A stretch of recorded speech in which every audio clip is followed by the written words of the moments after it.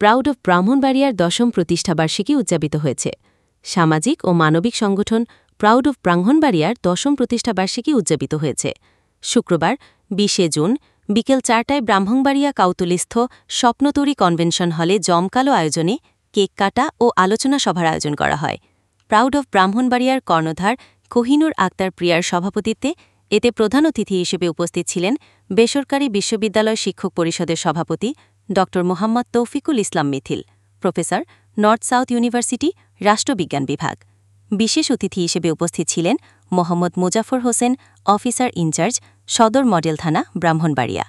স্বপ্নতরী সমাজ কল্যাণ সংস্থার কর্ণধার তাহির উদ্দিন ভূঁইয়া, কবি হুমায়ুন কবির, জনতার খবরের সম্পাদক আদিত্য কামাল, রংধনু বিউটি পার্লারের কর্ণধার শাহিন আজিজ, আস্ক ফাউন্ডেশন ব্রাহ্মণবাড়িয়া জেলা শাখা সভাপতি নাইমা আহমেদ উর্মি, ডিজিটাল ব্রাহ্মণবাড়িয়ার নির্বাহী সম্পাদক আবদুল্লাহ আল নাইম, বিশিষ্ট শিক্ষানুরাগী আফজালুর রহমান রিপন, অঙ্কুর শিশু কিশোর সংগঠনের কর্ণধার আনিসুর রহমান রিপন, কবি শিরিন আক্তার, কবি মাশরেকি শিপার, কবি ইউনুস, কেক সুন্দরী আখিনুর, লাভলি বিউটি পার্লারের কর্ণধার Lovely Akter, Red Rose Beauty পার্লারের কর্ণধার পিঙ্কি প্রিয়া, কবি ওমর ফারুক, শিক্ষক হাসান চৌধুরী।